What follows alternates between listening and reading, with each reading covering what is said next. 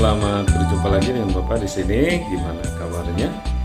Mudah-mudahan baik-baik saja, sehat selalu ya, bahagia lahir dan batin. Itu yang kita harapkan bersama ya. Nah, untuk kesempatan kali ini kita akan membahas tentang hukum Kirchhoff ya. Tapi untuk kali ini kita akan membahas tentang hukum 2 Kirchhoff. Nah, setelah di konten sebelumnya kan kita membahas tentang hukum 1 Kirchhoff. Kalau hukum 1 Kirchhoff itu membahas tentang arusnya ya. Jadi arus yang masuk ke dalam suatu titik percabangan itu sama dengan jumlah arus yang keluar dari titik percabangan tersebut. Itu hukum satunya.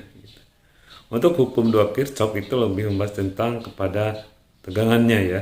Jadi sumber tegangan atau beda potensial yang ada di dalam suatu rangkaian tertutup itu jika dijumlahkan semuanya akan sama dengan 0. Yang artinya energi yang ada di dalam rangkaian tersebut itu diserap kemudian digunakan nah gitu ya. Jadi artinya tidak ada energi yang terbuang di sana.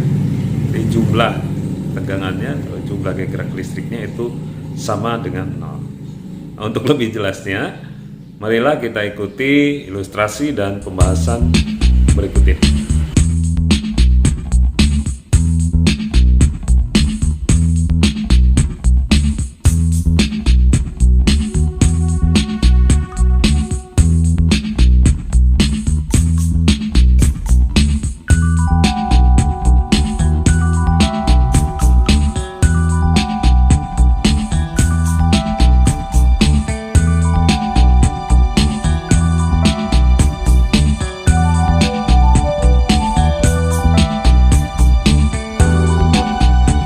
Dia coba kita baca ya hukum 2 Kirchhoff.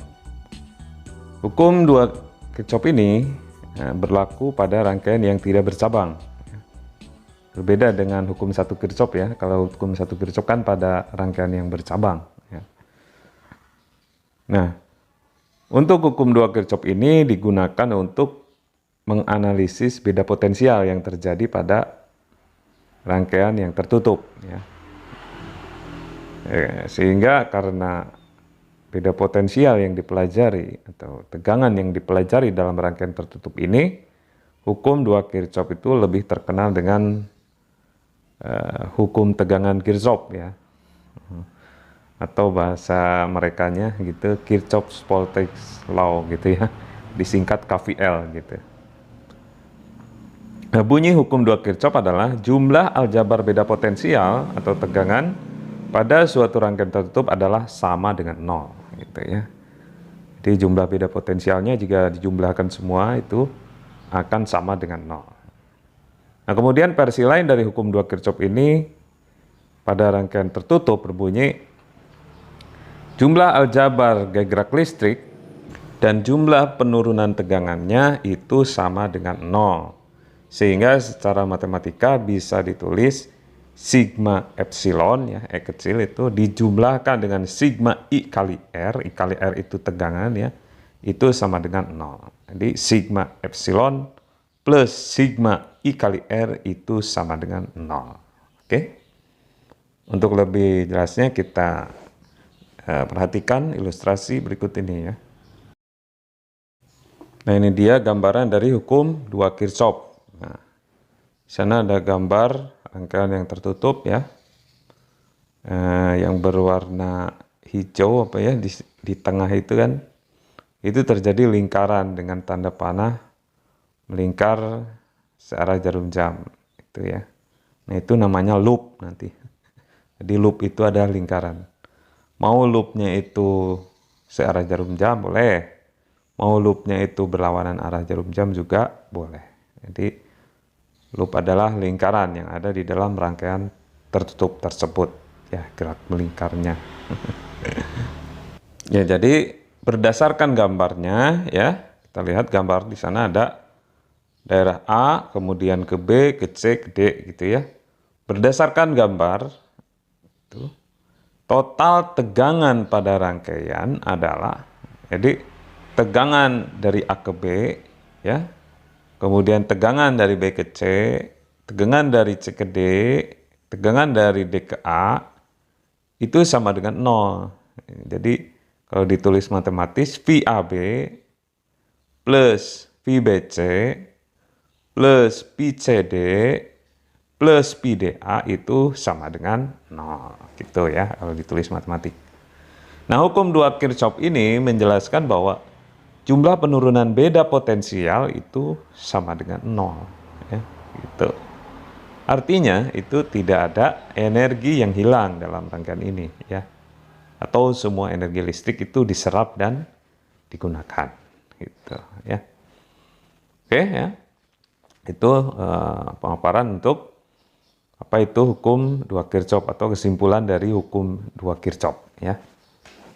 Kemudian kita ke persyaratan tandanya ya. Nanti kan kita mau mengerjakan soal-soal tentang hukum 2 Kirchhoff ini. Ada yang positif, ada yang negatif gitu ya. Nah, untuk menentukan positif negatifnya bagaimana nanti ya? Oke, kita ikuti pemaparan berikut ini. Nah, ini dia ya. Langsung kita baca ya aturan-aturannya supaya nanti ketika mengerjakan soalnya kita bisa dengan mudah ya menghitungnya kan gitu. Kita baca ya. Untuk menganalisis suatu rangkaian listrik menggunakan hukum 2 Kirchhoff, diperlukan beberapa aturan atau perjanjian. Yang pertama, pilih loop. Nah, loop itu lingkaran yang di tengah itu ya. Untuk masing-masing lintasan tertutup dengan arah tertentu. Jadi, nanti arahnya bebas ya, boleh searah jarum jam, itu ya lingkarannya. Boleh juga berlawanan arah jarum jam. Tapi jika memungkinkan, usahakan nanti arahnya searah dengan arah arus ya, supaya lebih mudah ya nanti untuk menentukan perhitungannya gitu ya. Jadi mau searah jarum jam mau berlawanan arah jarum jam itu sebetulnya bebas-bebas aja, boleh-boleh saja. Tapi untuk lebih mempermudahnya, usahakan nanti arahnya itu searah dengan arah arus gitu ya. Nanti kita akan paham kalau kita sedang mengerjakan soalnya ya. Nah, yang nomor 2 itu pada suatu cabang jika arah loop sama dengan arah arus maka penurunan tegangan bertanda positif. Jadi kalau misalkan arah loopnya searah jarum jam, sementara arah arusnya juga searah jarum jam gitu ya.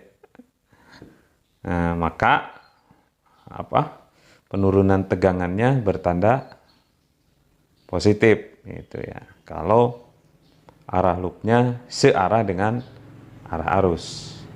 Tapi jika berlawanan dengan arah arus, maka arah tegangannya bertanda negatif. Nah, kalau misalkan loopnya searah jarum jam, nah ini lihat gambarnya itu yang kedua. Ya, kalau misalkan arahnya searah jarum jam, itu ya. Terus arah arusnya juga searah jarum jam. Nah, maka nanti penurunan tegangannya I kali R-nya positif ya, karena sama-sama searah gitu ya. Itu yang aturan nomor 2. Itu. Kita lihat aturan nomor 1 itu kan gambarnya ada 2. Jadi ada arah loop yang searah jarum jam gitu ya. Ada arah loop yang berlawanan arah jarum jam. Itu hanya gambar searah jarum jam gitu aja, berlawanan arah jarum jam gitu aja ya. Jadi untuk yang nomor 1 mah itu aturannya ya mau searah boleh, mau berlawanan arah juga boleh. Tapi usahakan kalau bisa searah dengan arah arus, arah loopnya gitu. Nah, untuk aturan yang kedua ini ya. Ini ya hanya menentukan tanda positif dan tanda negatif. Jadi sudah tadi ya sekilas. Jadi pada suatu cabang jika arah loop sama dengan arah arus maka penurunan tegangannya bertanda positif. Gambar yang pertama ini bertanda positif jika lingkaran loopnya itu searah dengan arah arus. Gambar yang kedua ini kalau misalkan loopnya berlawanan dengan arah jarum jam atau berlawanan dengan arah arus, maka nanti tegangannya itu bertanda negatif, jadi IR negatif. Nah gitu. Itu untuk aturan yang kedua atau perjanjian yang kedua. Nah, kemudian ada lagi perjanjian yang ketiga, yaitu jika saat mengikuti arah loop, kutub sumber tegangan yang lebih dahulu dijumpai adalah kutub positif, maka gaya gerak listriknya juga harus bertanda positif. Nah, sebaliknya, jika kutub yang lebih dahulu dijumpai adalah kutub negatif, maka gaya gerak listriknya juga bertanda negatif. Gitu.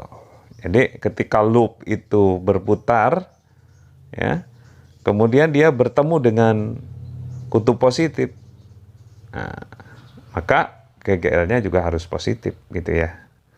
Tapi ketika dia loopnya memutar, yang pertama itu ketemu kutub negatif, nah, maka GGL-nya juga harus bertanda negatif. Nah, itu beberapa perjanjian yang harus disepakati dulu ya, sebelum kita mengerjakan soal-soal tentang hukum 2 Kirchhoff ini. Itu ya. Oke. Baik, untuk lebih jelasnya kita gunakan aturan-aturan tersebut saat kita nanti mengerjakan soal-soalnya. Oke, langsung saja kita ke soalnya.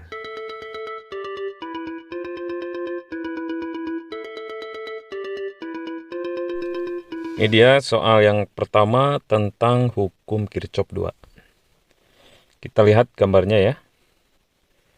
Di sana ada 3 buah resistor dan ada 2 buah sumber tegangan gaya gerak listrik ya. Di mana arusnya itu berlawanan arah jarum jam ya. Lihat di bawah arah I-nya gitu ya. Ini tanda panahnya ke kanan, kemudian ya nantinya kan muter berlawanan arah jarum jam. Arah arusnya ya. Dan arah loopnya juga berlawanan arah jarum jam. Oke ya. Jadi ini arah loopnya sudah searah dengan arah arusnya. Ya. Kemudian apa saja yang diketahui dari gambar tersebut? Ada R1 ya, resistor yang pertama itu 2 ohm. Kemudian R2, resistor yang kedua itu 6 ohm. Dan R3 4 ohm. Nah, gitu. Kemudian untuk GGL satunya 6 volt. Dan untuk GGL keduanya 12 volt. Langsung saja ya kita ke rumus dari hukum 2 Kirchhoff. Nah, hukum 2 Kirchhoff berbunyi jumlah GGL dan sumber tegangan itu harus sama dengan 0 ya. Jadi kalau ditulis matematik di sana sudah ada jawabannya sigma E, sigma epsilon gitu ya. Ditambah sigma I kali R itu sama dengan 0. Nah, sigma epsilon atau sigma E itu ya semua GGL yang ada ya. Untuk GGL yang pertama itu yang 12 volt dari bawah dulu ya. Jadi kita ngitungnya dari bawah dulu, dari yang 12 volt. Itu sebagai GGL pertama yang dihitung. Padahal GGL satunya kan yang 6 volt. Tapi bebas lah namanya penjumlahan ya. Boleh dari yang mana saja kan bebas. Jadi min epsilon 2. Nah, kenapa minus? Nah, karena tanda loopnya itu pertama ketemu dengan tanda minus. Nah, gitu. Pertama ketemu dengan kutub negatif. Jadi untuk GGL 2 itu min. Ya. Min epsilon 2 ditambah plus epsilon 1 ya. Karena loopnya di epsilon 1 ketemu positif itu. Plus I kali R 3 plus ya, karena loopnya searah dengan arah arus. Kemudian plus kali I kali R2 plus juga ya. Plus I kali R1 sama dengan 0. Nah, sekarang kita tinggal masukkan angka-angkanya ke dalam rumusnya gitu ya. Di epsilon 2 12, epsilon 1 6, I yang ditanyakan, R3-nya 4, R2-nya 6, dan R1-nya 2. Sehingga setelah kita ganti rumusnya dengan angka-angka menjadi min 12 plus 6 plus I4 plus I6 plus I2 sama dengan 0. Nah, gitu. Nah, kemudian min 12 ditambah 6 itu min 6 kan. Nah, kemudian yang ada I-nya itu dijumlahkan semua, 4 tambah 6 10, 10 tambah 2, 12. Sehingga hasilnya 12I min 6 sama dengan 0. Nah, sehingga dengan persamaan ini kita bisa mencari I-nya, menghitung I-nya ya. Jadi I-nya sama dengan 6/12. Hasilnya adalah 0,5 ampere. Nah, terjawablah sudah ya pertanyaannya. Karena yang ditanyakan di soal ini adalah arus yang mengalir dalam rangkaian ini. Jadi arusnya adalah 6/12 atau sama dengan 0,5 ampere. Nah, itu satu contoh soal. Semoga kalian mudah memahaminya ya. Dan apabila ada yang belum paham atau tidak mengerti, boleh kalian japri lewat WA, lewat Telegram, atau seperti biasa boleh kalian komen di bawah video ini. Nah, tadinya sih mau bahas beberapa soal ya. Tapi bahwa perhitungkan ini akan menambah durasi dan untuk menghemat kuota ya. Oke. Apabila kalian ada misalkan menemukan soal yang lain tentang hukum 2 Kirchhoff dan ada kesulitan, boleh kalian tanyakan langsung ya lewat japri, atau kalian bisa komen di bawah video ini. Itu saja ya untuk kali ini. Mudah-mudahan semuanya diberikan kesehatan, kelancaran dalam mengerjakan tugas-tugasnya. Wabillahi taufik wal hidayah. Wassalamualaikum warahmatullahi wabarakatuh.